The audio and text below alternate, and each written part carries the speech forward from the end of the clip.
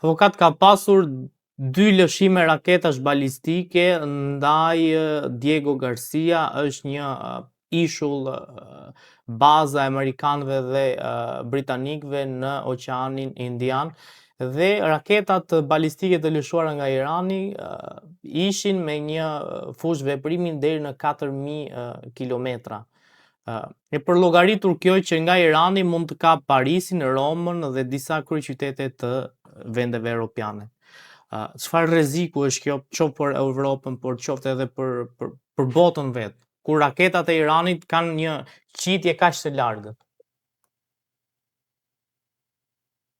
Shiko, njëherë në radhë parë, Irani nuk përbën asnjë rrezik për Evropën, sepse Irani asnjëherë s'ka ngasmuar ndonjë nga shtetet evropiane. As shtetet evropiane nuk e kanë ngasmuar Iranin, përkundër, kanë pasur marrëdhënie diplomatike dhe ekonomike shumë të mira gjatë gjithë kohës. Irani s'ka sulmuar njeri deri më sot. I pari sulmues që filloi luftën është Izraeli, dhe i cili u mbështet fuqimisht dhe po mbështetet fuqimisht nga Shtetet e Bashkuara të Amerikës. Ato 2 raketa që janë çuar, ose më mirë me thënë, ta filloj ndryshe. Irani ka qenë i detyruar që të zhvillojë armë të tilla, siç janë raketat balistike, të cilat nesër pas nesër mund të mbushen me koka bërthamore, dhe nëpërmjet të cilave ai mund të arrijë në të gjithë globin, sepse këtë teknologji ja ka dhënë Kim Jong-u i Koreas Veriut, i cili i disponon këto lloj raketash balistike që arrijnë në të gjithë globin, dhe i ka marrë me qëllim që të mbrohet, sepse Izraeli është një shtet me fuqi bërthamore, me armë bërthamore, dhe kësaj thonë, rriti me duar në xhepa dhe unë të vi të marrë plaskat e tua, të vjetë shtëpinë tënde, kjo nuk bëhet, kjo nuk shkon. Kjo detyroi atë Irani që të armatoset, dhe shumë mirë ka bërë, sepse Izraeli e donte një përgjigje të tillë, e donte një dajak të tillë, dhe unë mendoj që Irani duhet ta përfundojë këtë luftë që ka nisur, me qëllim që të rrafshohet Izraeli njëherë për gjithmonë, të mos ketë kokë, mundësi të ngërë kokë dhe të bëhet rrezik për të tjerët. Sepse Izraeli, si të thënë dikur dhe ashtu doli vërtet, është një kobure e Rothschildëve dhe Illuminatit dhe globalistëve në linjën e mesme dhe në të gjithë botën. Pra Izraeli është një shtet agresor, një më agresor dhe më i mirë rrezikshëm se sa që ishte nazizmi gjerman apo fashizmi italian. Që të 3 këto në fakt janë pjellë dhe janë krijesa të Illuminatit dhe të globalistëve.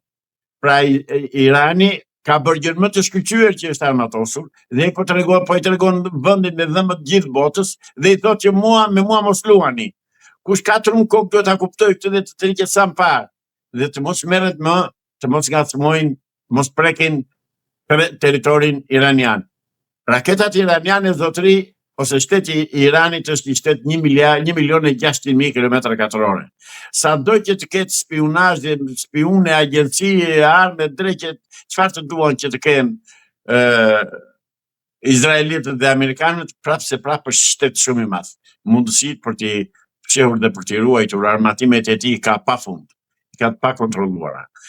Lidhur me 2 raketat që janë dërguar në Diego Garcia, për mua janë një shembull dhe janë një paralajmërim për Shtetet e Bashkuara të Amerikës, të cilët bazën e Diego Garcias në ishullin në Oqeanin Indian kanë një nga më të fuqishme të botë.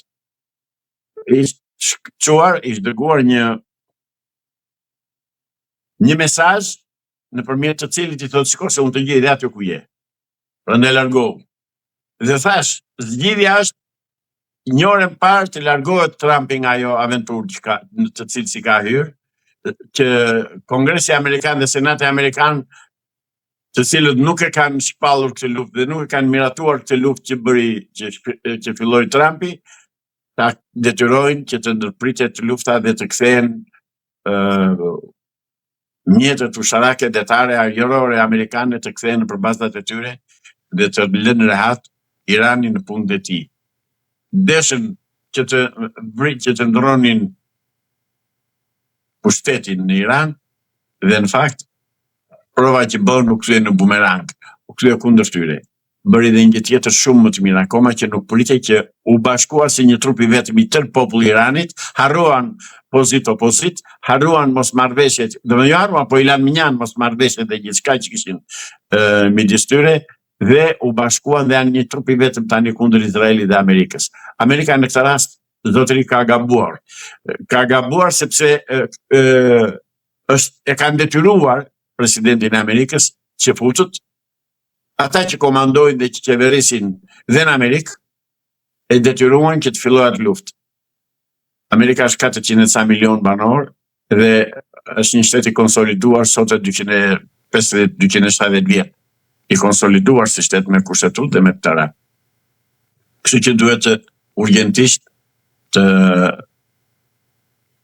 ndalojnë luftën. S'ka zgjidhje tjetër. Ajo luftë është luftë pa të ardhme. Ose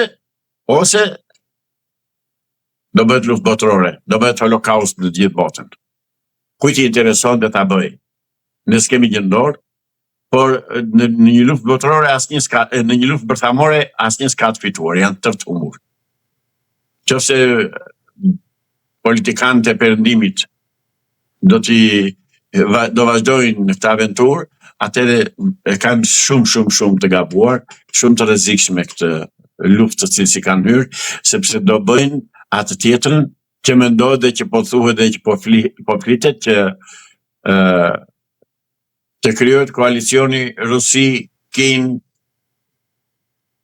Iran dhe Korea e Veriut, që është i vogël, por në fakt është fuqi e madhe bërthamore, botërore. Pra duhet të thresin mendjes të ndalojnë këtë luftë, të lënë në punë të tij atë Iranin, të lënë të qetë, të ikin dhe të mos merren me aventurat e një kriminali, të një fundurinë botërore siç është Benjamin Netanyahu, bashkë me këtë fundurinën tonë që është bërë mik i tij dhe vetë edhe bën dhe rezoluta ky pa cip, ky pa fytyrë, bën rezolut ky kundër popullit iranian. Ky që është shqiptar. Edi Rama. Avokat, si shpjegojnë që Donald Trump ka, po themi, agjensinë më të fortë të inteligjencës, e cila është CIA, dhe po themi agjensi të tjera shumë të forta në aspektin e zbulimit dhe të njohjes së kundërshtarit, edhe vendosi që të futej në këtë luftë, pavarësisht se në fakt dihej që Irani kishte vite që po përgatitej për këtë luftë dhe kishte ndërtuar po themi raketa pafund balistike, kishte ndërtuar drona pafund, pra pse se mori këtë risk përpara se të shkonte në luftë Donald Trump? Kjo tregon që Trumpit i ka bërë presion të jashtëzakonshëm Netanyahu. Kjo tregon që Netanyahu ka prova dhe dokumenta dhe regjistrime dhe video dhe shumë gjëra të tjera, të cilat janë komprometuese për Trumpin, sepse i kemi parë të tërë videot e tij me atë Epsteinin dhe në ishullin Epstein, krimet që janë bërë atje, fotografit dhe videot e Trumpit, ato që kanë mundur të nxjerrin, kuptohet, aq pak sa mundëm ne të shikojmë, na janë dhënë në media, që cilat e fundosin moralisht presidentin Trump dhe nuk po na del në bazë të videove që shohim, nuk po na del ai që kemi menduar se ishte. Megjithatë, kjo i takon qytetarëve amerikan, i takon shtetit amerikan, i takon Kongresit dhe Senatit amerikan, i cili ka, siç thuhet, edhe që thuhet kjo është e vërtet, që ka mbi 2 javë, 3 javë që po merret vetëm me problemin e Trumpit. Po e diskutojnë çfarë do bëhet me të, sepse e futi Amerikën në një aventurë pa të ardhme, pa asnjë shkak, pa asnjë arsye, nuk ju thënë asnjë interes Amerikës aty. Thjesht u vu në shërbim të Netanyahut, ose më mirë me thënë, u vu në shërbim të Rothschildëve, të cilët komandojnë gjithë botën nëpërmjet paras. Cili zgjidhja së botës, i problemeve të botës, është shpronësimi i Rothschildëve.